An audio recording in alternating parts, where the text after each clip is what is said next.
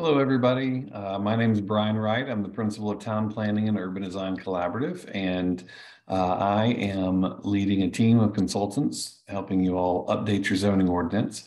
We've gone through a process over the past several months to gather public input, for us to learn about the community, to learn about zoning specific issues that need to be addressed in the new zoning ordinance update, and just really trying to make sure that everyone's had a chance to give their input so that we can draft a zoning ordinance that is specific to Nolensville and reflects your desire for the future.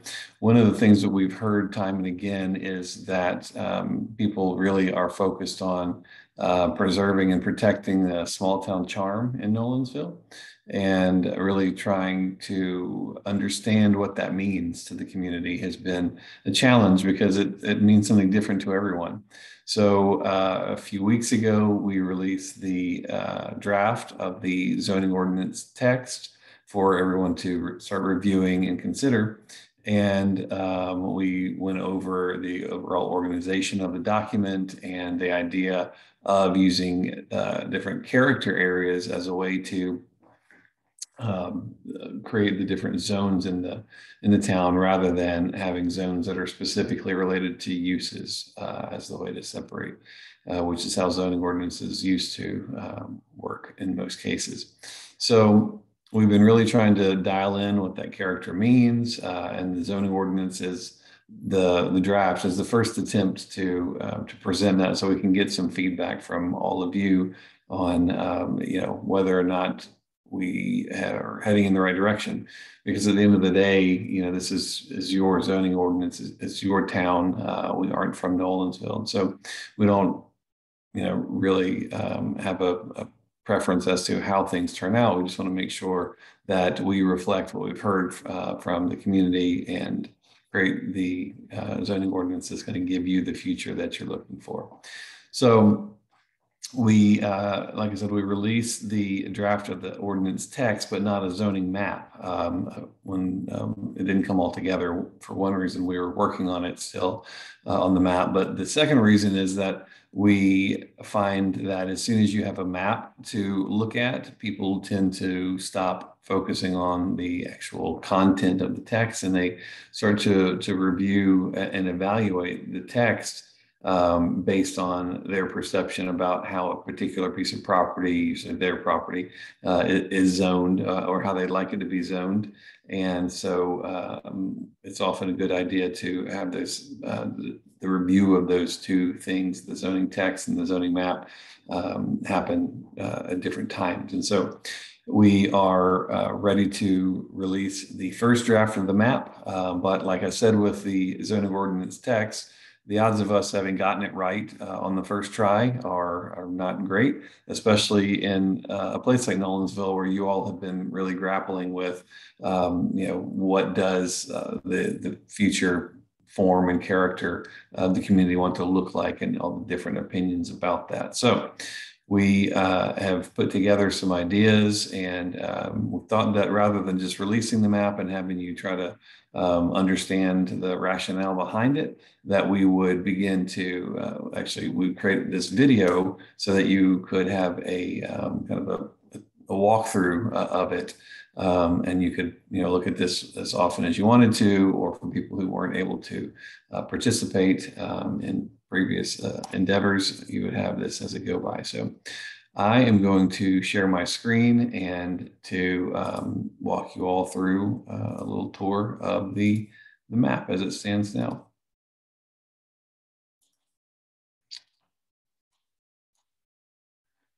All right, I hope you can see my screen.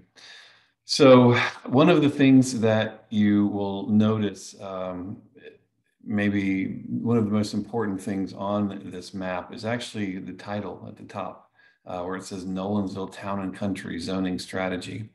And we kept hearing that people were really focused on the idea of the small town charm and rural aspects, and really continuing on in those patterns that have been here for a while.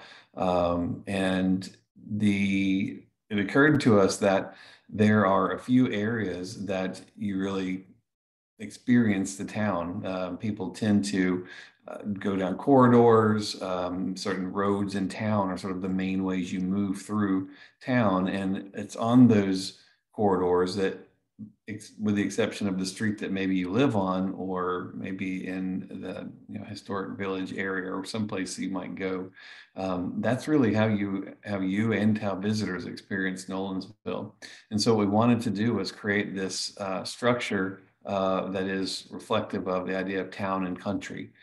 So that the downtown areas and the village areas that we've talked about over the past several months are the town, and then the country is sort of you progress out from those your most intense areas within the village as you move out towards the town boundaries along these corridors. The idea would be to have the sort of country and rural feel preserved. And so you can start to see, if you follow my cursor here, from the outside in, the green area is what we call CD2, and that is more of an agricultural feel to it.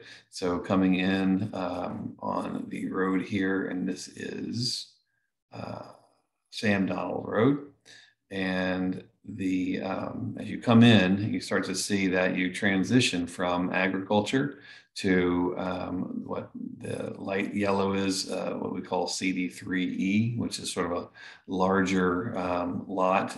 Basically what's there currently. You see these long, skinny lots. The houses are sort of set back further from the street, but sort of a rural lifestyle on a lot. Some of these actually have some pasture in the front or whatnot, but so really large lots. And then you transition and you come into the more of the core areas of the town. And so this pink area is what we call CD4. And then if you remember in the past presentation, CD4 has a multitude of things going on in it, from different housing types to some commercial. This is Nolensville Road for orientation, kind of coming down the middle. And so obviously lots of commercials looking to orient along that. But you see the idea of this transition from agricultural and more rural feel to more urban, even here at the northernmost point of Nolensville Road. Coming in, you have the creek and its floodways that are shown in the dark green. And this is sort of a preserved area. And then some of these areas are very, obviously encumbered by those natural features. And so we're looking at possibly having them be maintained as agriculture. And then moving in, you start to see the larger estate lots, and then moving down. Because so much of this is already zoned commercial, we felt that it was appropriate to continue on with those commercial uses. And so there's a CD4C, which is for CD4 corridor. And again, that CD4 has a pretty wide variety of uses and building types. But along the corridor, we're trying to be a bit realistic that it wants to be a little bit more auto-oriented and not so focused on being highly walkable and bikeable. Not that it can't be, but it's not as prioritized along the corridor here in this area. But there's a quick transition though to the CD4, which is the sort of the pure form of CD4, which is very walkable, has a mix of uses and a wide variety of housing types included with that. But what you also notice, as I mentioned a minute ago, the dark green along the creek is the floodway and some buffer areas that were recommended by the stormwater study that was recently completed. And so, but what we're looking at is not having a one-size-fits-all kind of a buffer solution. I think right now the buffer is recommended at 100 feet from top of bank. And so we are showing that in some areas, but in other areas, it's actually wider than that. And so you have, it really is based on the context and what's happening there. But then in other areas, as you move into like the historic village, if you impose those buffers as broadly as you would in an area like you see in the more rural context, you actually wouldn't have your historic village. It would wipe it out if you apply the buffer there. So that's going to be something that you might be interested in, and so take a look at that and how it's been addressed and treated. The CD3 area, which is, basically what most of the town is, conventional single family detached lots in the form of subdivisions. And so we've kind of just left that as it is. We didn't hear much desire for transformation of those areas. And so they kind of came forward in their current form. But you'll also see that they start to transition as you move. Some of these parcels happen to be adjacent to Nolensville Road and adjacent to an existing neighborhood. And so finding ways to incorporate some of the transitional types of building types and forms and uses that make sense to be adjacent to a neighborhood and adjacent to a commercial core become important. The other thing you may notice is these large areas of this sort of greenish color. And we started realizing that for the most part, the north side, most of the town is actually given to this conventional suburban development pattern. And there are very few opportunities for you to have development that is anything besides conventional suburban development. And knowing that we've heard so many people really focused on the idea of small town charm, I've often asked, what about your existing developments and neighborhoods besides the historic core of the town represent that idea of small town charm? And most people say, well, not much, really none of it. And so what we've been thinking is that in these areas where you have larger undeveloped parcels, that you have opportunities to begin to create a new pattern that reflects that small town charm that we've been hearing about. And so the idea of incorporating some mix of uses on a small scale, really neighborhood focused, primarily would be single family of some type, but having a mix of different housing types within it. And so we're identifying these as what we're calling special districts, hamlets. And so in this case, the parcel would have all these several of these different character districts incorporated within it. And then you would be expected to develop according to the standards of those districts. And so you'd have certain percentages. The percentages will be dialed up or down. We're still developing this idea, but we've mapped it and wanted to show where as few opportunities were left to do it.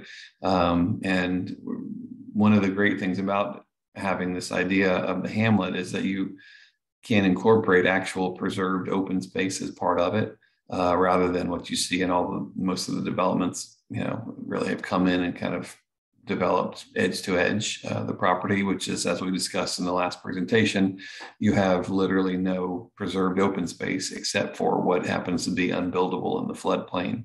And so we're trying to see if we can begin to rectify that through this process. So stay tuned for the special district hamlet concept. Like I said, we're still working on that, but we think it makes a lot of sense at this point. The other thing that I think everyone has been really focused on too is, what about the village? There's this desire to create a village for many people. Where does it go? What does it look like? Everyone's, tends to agree that it's sort of from the historic village south. Makes a lot of sense. And there's, particular area that's, referred to as the triangle that happens to be bound by Nolensville Road, Williams Road, and then road whose name I can't recall right now. But nonetheless, what you see is that in the village area here, there are multiple character districts. There's a little bit of what we call CD5, which is the most intense, most sort of have the tallest buildings that could be allowed. It would have more, a greater mix of uses and be more focused on really, being the center, the core, if you will, of the town. And then transitioning out from there, there's CD4, and then transitions to CD3, because then we have the existing neighborhoods over here. And so really trying to create a logical and rational pattern of development, and, but also limiting, where the village is. We know that there's strong support for village, but, people aren't looking to have, village be all over the place. And so we really limited it to this small, dark purple for the CD5, and then some CD4 around here. And then the CD3 that's adjacent to it would still, basically be like the, first ring neighborhoods of a historic place that you would see. They would follow the sort of development patterns of a more historic village rather than more conventional suburban patterns like you see in the adjacent development. So, that's, some of the, I think everybody's been really eager to see where that goes, so you can start to get a comfort level of, how much intensity of village you can expect. And this is kind of the first pass at that, really trying to understand how that works. So like I said, there's still lots of work to be done to massage this and kind of work through it as a community, so get your feedback on this. But one of the other things that I wanted to point out is we actually took the new major thoroughfare plan work that was done and have overlaid that on the zoning map. And so all of these little roads, dashed roads, and this big purple one, these are all proposed and likely infrastructure improvements and enhancements, and especially this big purple one down here is a pretty high level regional thoroughfare, and I think it's been approved. It's in the MPO 2045 plan. And so what you can start to see is, interestingly, your village is sort of oriented at the town boundary right now. It's sort of all the way to the south. But as you can imagine, when large scale regional thoroughfare comes through, land begins to develop, and sort of logically, what you can see is, because you've sort of built out all of the northern side of the town in a more conventional suburban way that doesn't reflect that small town charm that you all have been asking for and pointing at when we've shown images. We said, what reflects small town charm? We have a pretty good sense of what that means to everyone. Not that these neighborhoods are bad, by the way. People live in them, they love them. It's just how it was done at that time. But, as you can imagine, that growth may likely start to head to the south as you look at, the possibilities of, expanding the town, bringing new properties in. You have the opportunity to really make sure that all new development that comes in is going to be reflective of the small town character that you're looking for, and you're going to be able to incorporate open space, and you're going to be able to have a mix of those different character districts, and you're going to have neighborhood, have the ability to have neighborhood centers, so that people don't have to leave their neighborhood for every trip. Everything they need to get, they have to won't have to go get on Nolensville Road or Rocky Fork Road or some of these other roads that have traffic issues right now. And so we wanted to really start to have you guys think about, where if you're going to grow, assuming you're not going to just stop where you are, if you're going to grow, where do you want to grow and how? And you can even see on some of these existing parcels, these proposed roads in these hamlet areas start to, they become more important than they currently are. It's just sitting there in agriculture. Some big things to think about, and it's going to be really important for us to get your feedback on these things. When you have a chance to study the map, just look at your property, really start to understand and try to think about all the other properties. Does the idea of town and country make sense? If we're really focused on, what are your experiences driving down these corridors, and what happens within a neighborhood or within a development, it becomes less important unless you choose to, either live there or drive into the neighborhood. So trying to solve some problems, trying to hear what your interests are, what your concerns are, and trying to create something for you all to respond to. So hopefully this is helpful, and just wanted to get some narrative to go along with the graphic. So as you review this, I'm sure you'll have questions. We'll, of course, be back doing presentations and talking with you and with the elected and appointed officials and all of that. But I hope you enjoy your time with the map and with the zoning ordinance. Sometimes things like this can be a little bit dry, but they're very, very important. This is really the future of your town, and we're glad to be a part of it. Hopefully this all makes sense to you all for now. So thanks so much for your time, and I look forward to talking to you all in person really soon. Bye.